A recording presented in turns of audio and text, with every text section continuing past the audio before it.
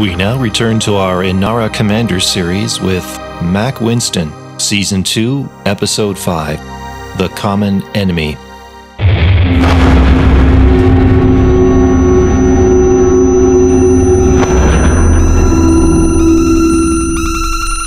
I came around again. G-Lock. G-force-induced loss of consciousness. It's when the brain is starved of oxygenated blood because under high G-forces it all goes down. It's better than the alternative, which is red out from negative G-forces. Mac? It was Cal's voice. What the fuck just happened? I looked around. The flight deck was entirely dark.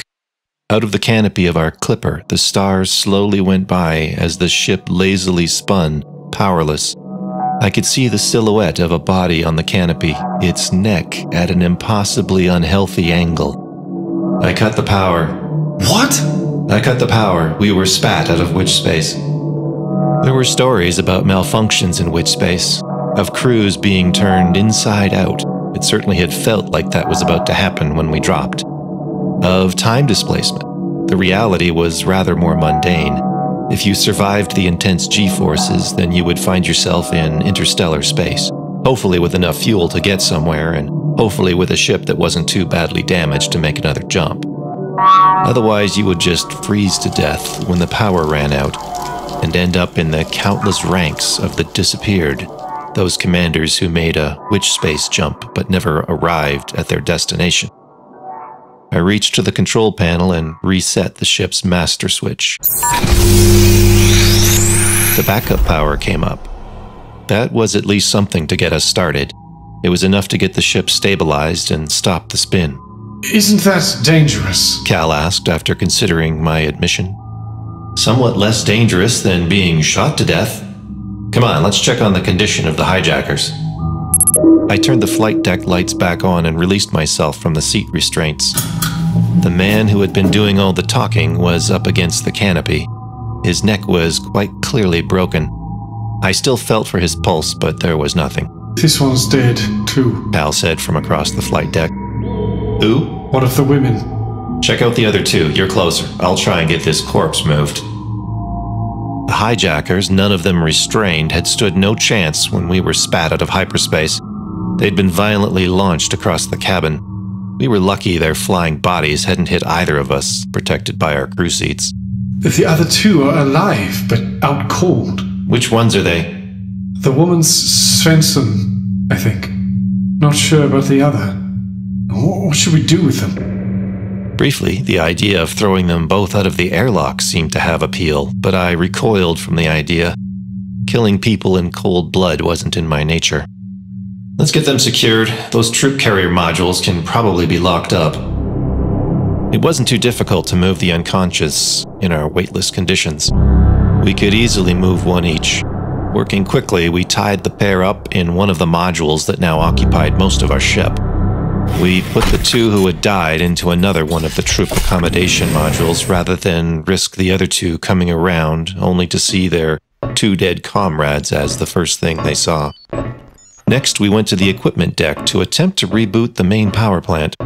Fortunately, the only thing we had found wrong was the controller had been wrenched from its mountings during the violent hyperspace exit. I reseated the controller and the power plant restarted as if nothing had happened. Next, to the frameshift drive.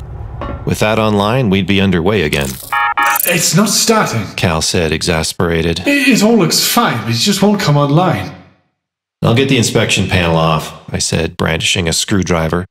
The panel popped off and I shined a light inside. My heart sank. I felt a cold clamminess come over me as I realized that there was no way we were going anywhere.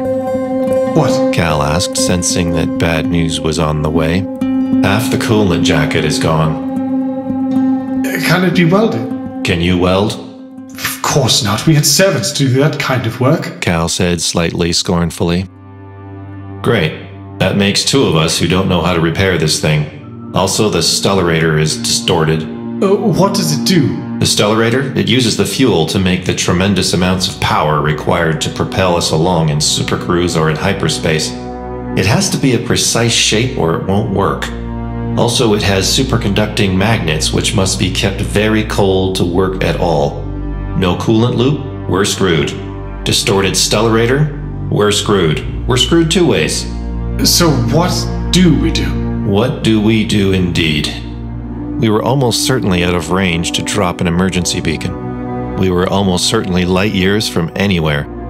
We did at least have the luxury of time. With the main power plant online and seemingly happy, we could last until the fuel ran out. A couple of weeks, maybe, with just the power plant and life support?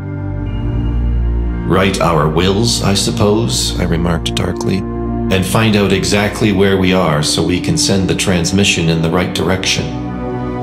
You're being a bit defeatist? Cal replied uncertainly. Yeah, probably ought to try to figure out the welder. At the very least it'll be something to do and won't make us any worse off.